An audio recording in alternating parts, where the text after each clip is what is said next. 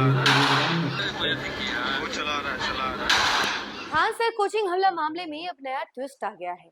क्या है ये ट्विस्ट, हम आपको बताते हैं, लेकिन उससे पहले नमस्कार, न्यूज़ फॉर्नेशन दिख रहे हैं आप और मैं हूँ सानिया आपके साथ।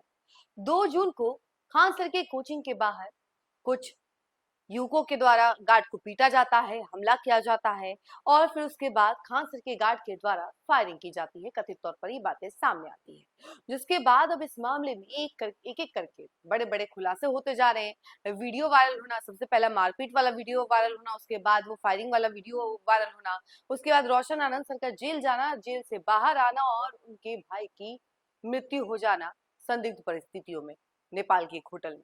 तो ये सब बिंदु जो है इस पूरे मामले को और भी ज्यादा संवेदनशील बना देते हैं और भी ज्यादा गहरा देते हैं इस मामले को। तो चलिए इसी मामले में अब नया ट्विस्ट जो आया है उसके बारे में भी हम आपको बताते हैं कि आखिर क्या खुलासा हुआ है, क्या ट्विस्ट है। तो उसके बारे में पूरी जानकारी हम आपको विस्तार से बताते हैं। खान ग्लोबल स्टडीज के संचालक फैजल खान और खान सर की कानूनी मुश्किलें बढ़ सकती हैं। 2 जून की रात हुई फायरिंग की घटना में पुलिस की केस डायरी ने उनके दावों पर सवाल खड़े कर दिए हैं।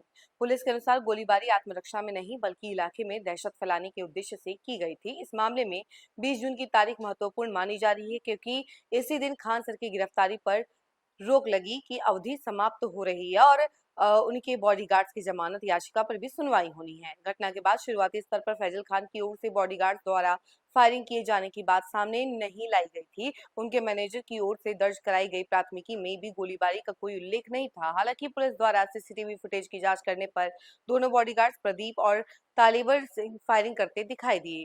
सीसीटीवी फुटेज सामने आने के बाद खान सर की ओर से फायरिंग को आत्मरक्षा में उठाया गया कदम बताया गया, लेकिन पुलिस की केस डायरी के अनुसार मारपीट और तोड़फोड़ की घटना रात 10:10 पर हुई थी, जबकि गोलीबारी 20 मिनट बाद रात 10:30 हुई थी।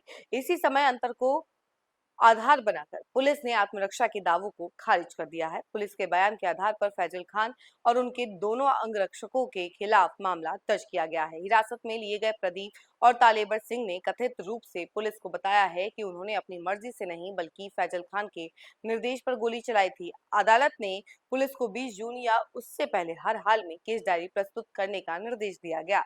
कानूनी जानकारों के अनुसार आत्मरक्षा का दावा स्वीकार कराने के लिए यह साबित करना आवश्यक होगा कि घटना के समय तत्काल जान का गंभीर खतरा था और हमलावरों के पास ऐसे हथियार थे जिनसे अनहोनी की आशंका थी। दूसरी ओर रोशन आनंद ने पुलिस पर शिकायत के बावजूद मामला दर्ज नहीं करने का आरोप लगाया है।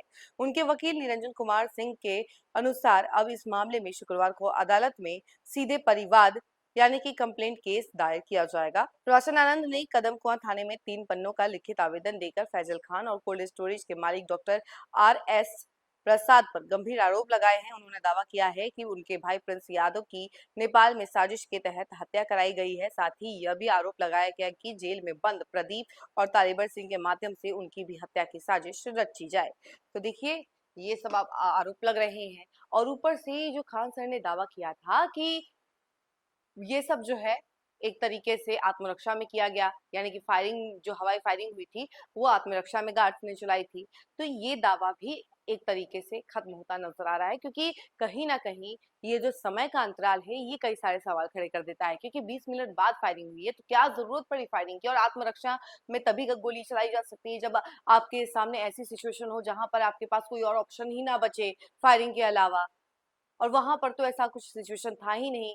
सब कुछ होने के बाद उन्होंने फायरिंग की है, यानी कि 20 मिनट बाद फायरिंग की है, जिसकी वजह से अब खान सर की मुश्किलें और भी ज्यादा बढ़ सकती हैं और ये बहुत बड़े मुश्किल के घेरे में है। तो देखिए क्या कुछ होता है, हम आपको जरूर अपडेट करेंगे, लेकिन फिलहाल इस खबर में इतना ही। ऐसी तमाम अपडेट के लिए जुड़े रहे हमसे और देखते रहे न्यूज़ फॉर्नेशन। धन्यवाद।